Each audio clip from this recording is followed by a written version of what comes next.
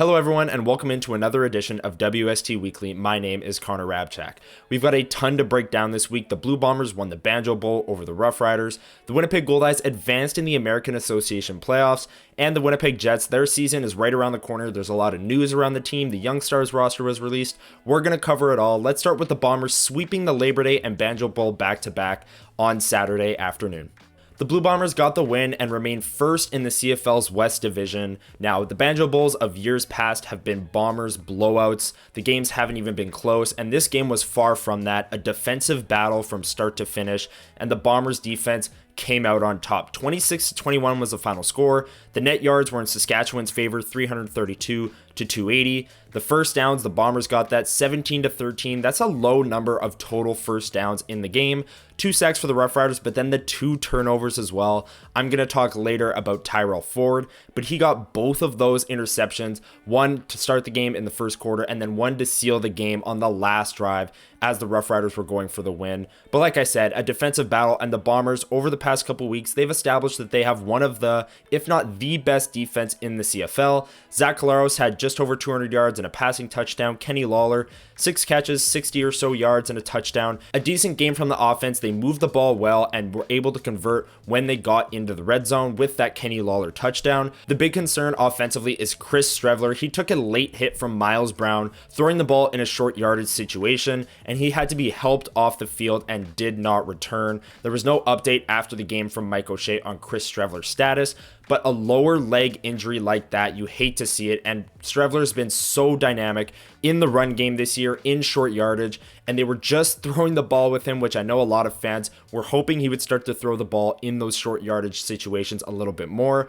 On a throwing play, he got hurt. Really tough scene for the Bombers. Hopefully he's healthy and ready to go after the bye week. And I'm sure the Bombers are glad to be on a bye week as well, not only for the Chris Strevler injury that I just mentioned, but also because in years past, after the high emotion of the Labor Day and the Banjo Bowl, there's usually a letdown the week after from the Bombers. They usually lose that game. So having a bye week to recuperate, maybe get healthier with Chris Strevler, maybe he'll be ready to go after the bye, and then hit the ground running once again for the stretch run as they look to defend first place in the West going forward. One last note on this game, I just have to mention the atmosphere at Princess Auto Stadium. This game sold out a while ago, and driving to the stadium, you could tell tailgating was happening all the way up and down Bison Drive. You go to the Princess Auto tailgate zone, that was packed. And then inside the stadium, yes, there were some Rider fans there, as there were Bomber fans at the Labor Day Classic, but predominantly blue, and it was an incredible atmosphere from start to finish as the Bombers got the win.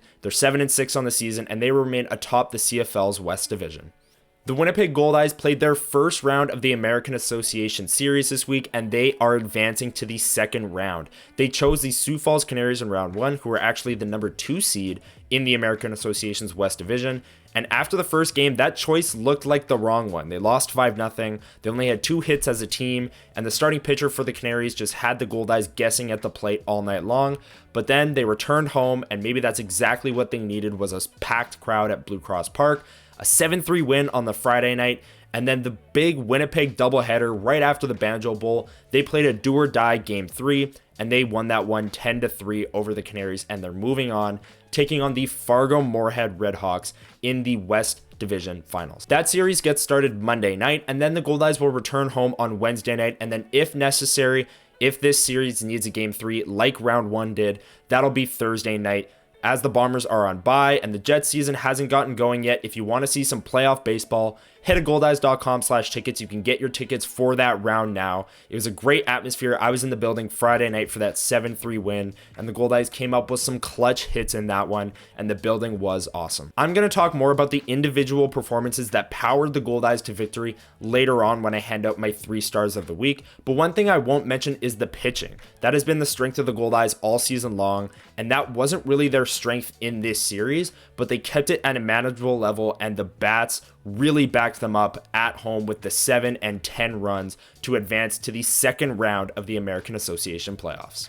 Now, just real quick, we're going to get into the Winnipeg Jets news of the week. First, the YoungStars roster was released. The goaltenders Thomas Milic and Dom DiVincentis. Elias Salamonson is on defense. And then up front, we're going to get to see Braden Yeager for the first time in a Winnipeg Jets uniform since being acquired in the Rutger McGroarty trade. We're going to get to see Brad Lambert, Chaz Lucius, who's now healthy after ankle surgery back in January, Colby Barlow, another first-round pick, and a lot more names than that. I'm super fired up to finally watch some Winnipeg Jets hockey. That all gets going Friday, September 13th at the YoungStars tournament. Number 2 and number 3 kind of go hand in hand. First off, the single game tickets were released this past week, and with that came the promotional schedule for the Winnipeg Jets. A lot of fun new promotional nights will be happening inside Canada Life Center. My favorite that I'm looking forward to is Ukrainian Heritage Night on January 2nd against the Anaheim Ducks. That's just one of a few new promotional nights, so go check that out. Single game tickets, and maybe pick your favorite promotional night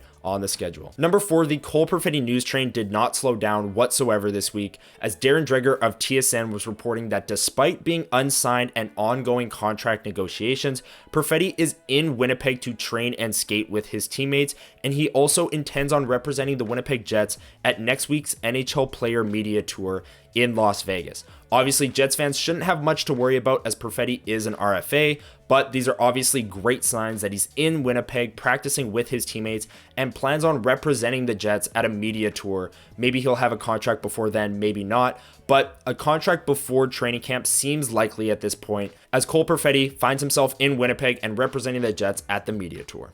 Now we're going to hand out the 3 stars of the week, but before we do that, if you're enjoying the video, hit the like button down below, hit the subscribe and the notification bell so you don't miss videos like this every single Monday morning. We've got a ton of fresh new content coming to the channel this month in September as Winnipeg Jets season comes around the corner. WST Deep Dive with myself and Liz Hood. The latest one was Braden Yeager. We'll have another episode coming out soon and you're not going to want to miss it, so hit that notification bell.